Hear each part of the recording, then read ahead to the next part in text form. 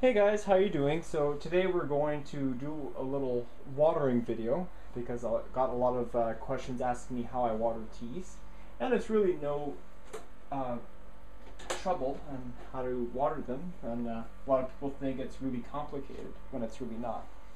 So with that said, I'm going to water a few specimens and show you really how I keep the humidity in tanks. So I don't know if you can see what I'm going to do. Set my camera on the tripod. Okay, maybe just a little bit more this way. And zoom in.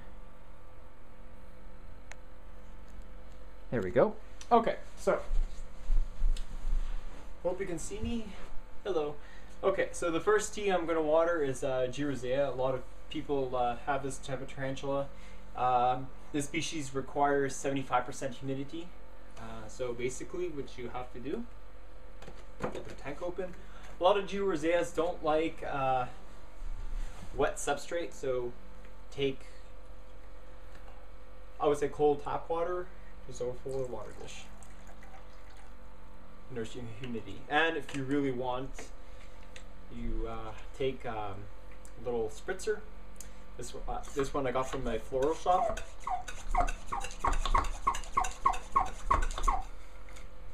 And you just spray like that and keep one side completely dry. So basically that's how you keep water for g.rosea, Chilean rose. And basically same watering technique for the pole stripes and the g.rosea pulchra, the Brazilian black. Okay, so now we're going to start off with one of your avics, because avics are kind of tricky to keep the humidity. Avics generally need about 80% humidity, 80 degrees Fahrenheit, and a lot of ventilation to survive. If you don't have any one of those three elements, chances are your avic may not survive well. So where is my urticans? She's probably very mean. Oh, she's right there. Okay. Take your water dish. Take your bowl of water. Spray with a little water. And this one you're going to have to mist quite a bit. So pump it and spray. The chances are she's probably going to go out of her own enclosure. Yeah, just as I have expected. That's okay, let her do it.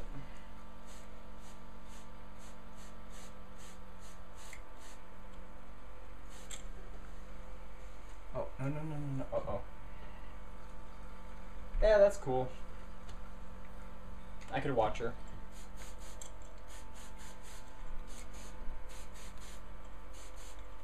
You want to get really, really moist.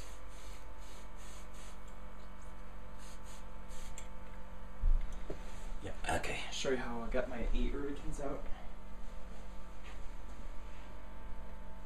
She's just loving my chalkboard. Okay.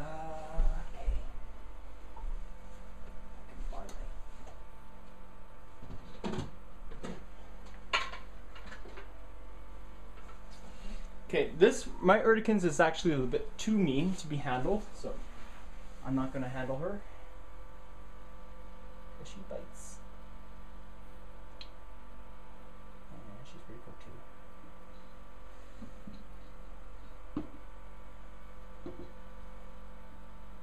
Come on.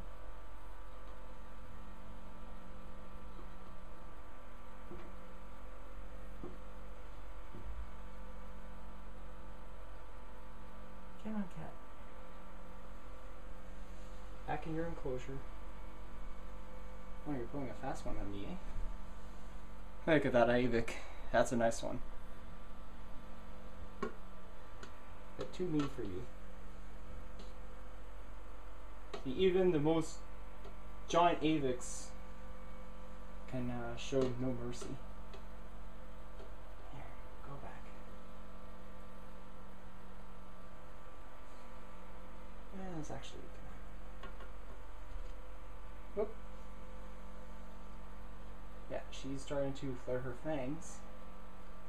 Her legs too.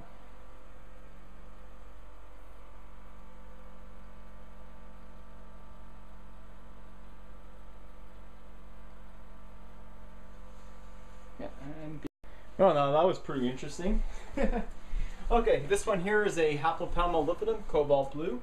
It's a nether spider that likes to be in a humid environment.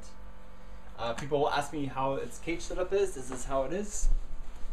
It's just basically a critter keeper about 3/4 full of substrate.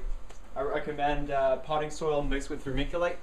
Really good factors in keeping your humidity up. So, like I said, give it a water dish, and that's all you need. You don't need a hide or anything. So overflow the water dish and just spray.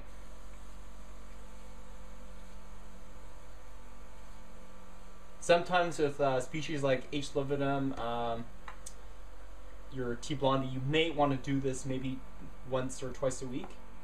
Actually, twice a week would be much more better, depending on how humid it is. But don't keep it too humid, because you don't want to attract mold. Mold is very bad for your tarantula, because what happens is that it can infect the book lungs and can cause a bad infection and may cause your key to die.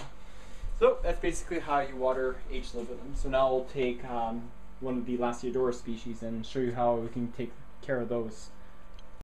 Okay, so this one here is my Lasiodora difficilis, the Brazilian fire beardier. Watch this, she's gonna go crazy. It's a species that can be kept very similar to the g.rosea. They like it just slightly a bit moist. So once again, provide a water dish. And you're gonna see her attack. She's pretty mean, like zero tolerance. So once again, you pump. Sorry for the pump action.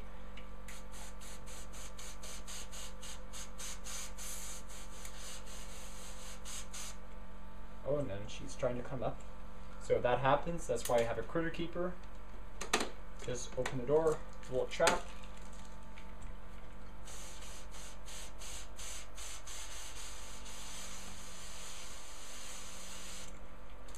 And that's basically how you can do this with your LPs. Alright, for Nandu, this one here is a Colorado velocis, the Brazilian black and white. Same thing as you did with the Lasiodora species. Give it a water dish and you just spray. So, very important, again, if I stress this enough, probably did. Don't water your tea because it might be very stressed. And yeah, she's gonna come out. Hey, little Nina.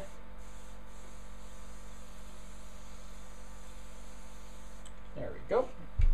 And yeah, she's just shook her hairs. Now for your dry species, like the Chromatopelma cyan pubescens, the green bottle blue. This is probably the easiest you think if you need to water them. So, have a water dish.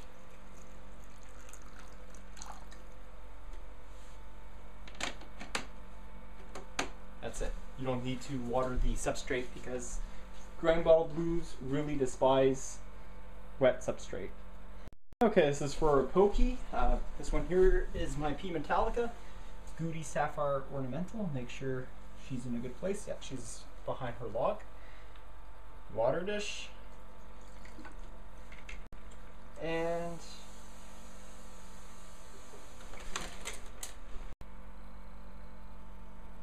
that's going to be a really trouble to get her. Okay.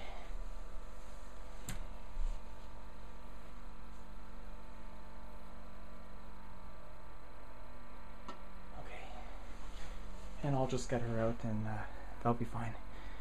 Okay. Slowly close it.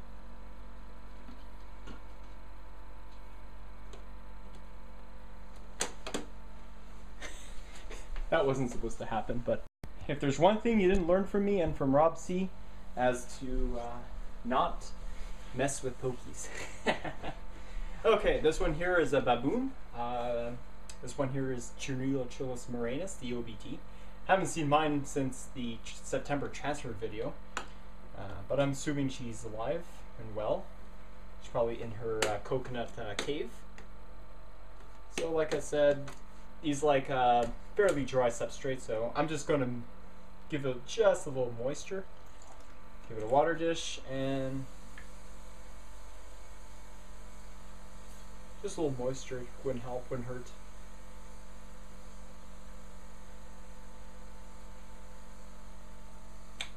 That's it. And you just basically do the same thing for your Brachypelmas and pretty much any other genus. So my last tea I'll show you how to water is Theraphosa blondi, because that one is actually kind of tricky to do. And so this species needs at least between 85% and 95% humidity. So if you have a water dish, that's great and hunky-dory. So just water. And this time you take the water that's in the spritzer is very warm water, not too hot, but just right. Open it up. And you just gently water over the substrate.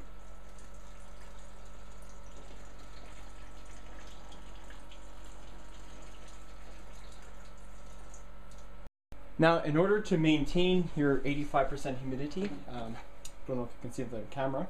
So once you close your mesh screen,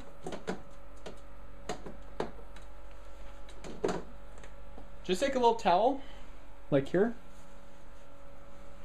and just cover most of the mesh cover. So you can see right here, this time it'll help retain the moisture better. So guys, so that was quite an interesting watering video, and totally did not expect the P. metallica and the A. urticans escape on me. So with that said, hope you enjoy this watering video, and it's basically how I do it with all the other species.